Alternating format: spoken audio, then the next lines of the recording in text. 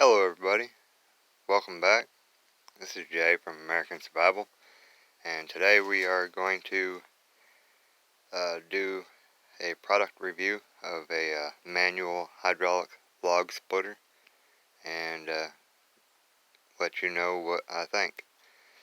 Upon using this for the first time, we did notice that it was a little bit unstable as far as kind of being a little tipsy, back and forth, and we made these little stands right here. I just put a bolt with some big washers to lock it down in place to just basically try to stabilize it a little bit, and that seemed to help out quite a bit as far as it being real tipsy when you're trying to split the wood and you got a log on there and you're cranking on these handles. First off, it does come back on its own. It's got springs, and if you'll notice, it's got two handles, and the question I had was why. Upon using it, I figured out that there's this one right here is a bigger one, bigger valve, and the one on the other side is a little smaller valve. Basically, the one with the big valve on this side, right here, this one is kind of like a high gear, so to say. It covers a lot of ground when you're pumping, but once you get to the actual splitting pressure, it starts to get really hard. And this one right here is kind of the smaller valve right there. It's a kind of like a low gear. This is like a full pump, and on the smaller side here, it's like a quarter of a pump at a time. So the smaller one actually gives you more torque, like a low gear, and the bigger one is more like a high gear. Covers a lot of different distance real fast, and the smaller one covers minimal distance per pump. So we'll get a log and we'll put it on here and we'll test this thing out. And let's see some of these specs here. It's got a ram length of about 19 inches. I'm thinking they said it would accept up to an 18-inch log. And they said the max diameter was a 6-inch log. And so most of the time, most of the logs that we'll be splitting will be a whole lot bigger than just a 6-inch diameter. As far as the 18-inch length, I usually cut mine a little bit shorter because our stove takes a smaller stick. So for today, we're going to try to max this jewel out and see if it'll split it. Let's see. So this one is almost 11 inches in diameter. So we'll use this as our trial candidate, and we'll set this up on a tripod, and I'll load this log in, and we'll see how it does. Like it says that it can take 6-inch. We're going to try 11-inch because 6-inch is pretty small compared to a lot of the stuff that we'll be splitting. So we'll see how it does.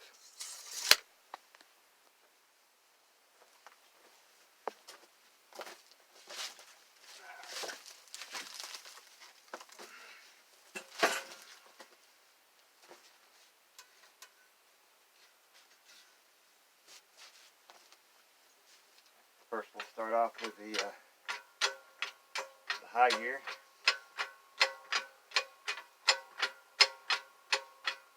One complaint I have is when you got smaller logs, you got to crank and crank and crank to get the ram up to the end of the log.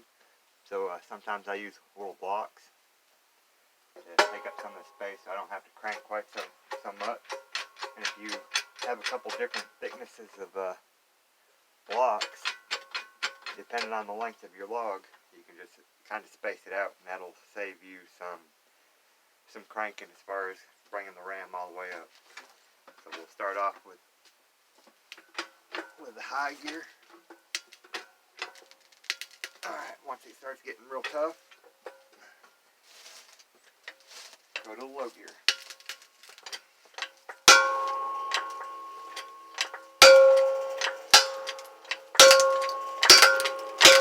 And once you start it splitting, you can actually pump both of these at the same time. So essentially you're getting a pump and a quarter at a time.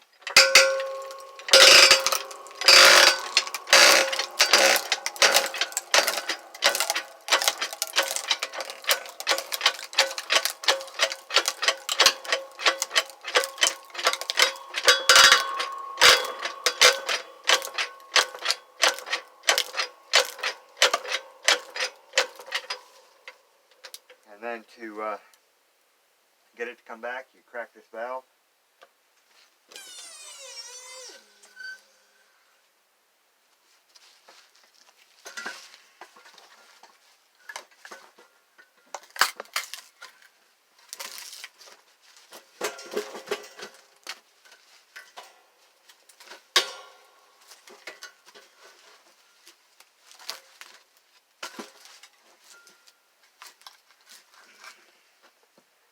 That one's been a little stubborn.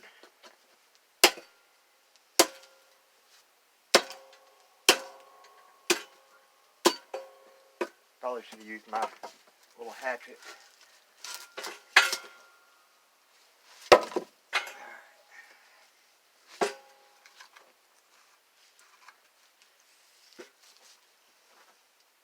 Once again, the spacer, so I don't have to go up as far.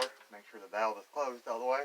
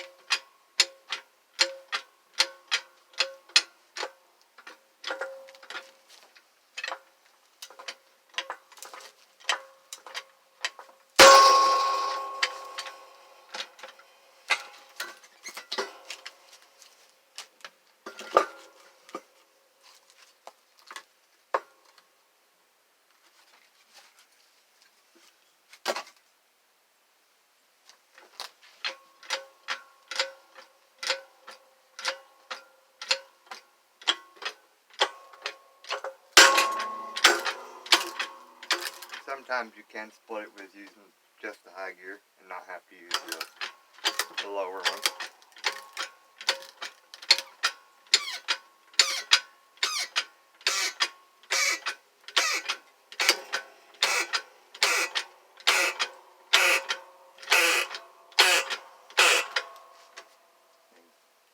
Make it loose to,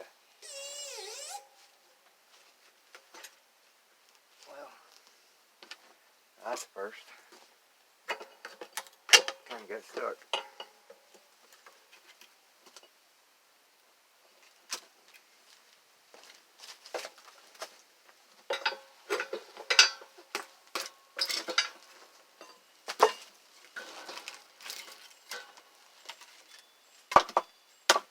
Well, so overall I'd have to say not too awful bad. My one complaint is straight out of the box, it's pretty tipsy. Like I said, we made these stands, one for the front, one for the back, to help stabilize it. And after that, that pretty much solved it, the tipsy issue. And one benefit to the manual hydraulic compared to regular log splitter is you never have to buy gas for it. So I can use this over and over and over and over, and from this point out, it won't cost me any more money.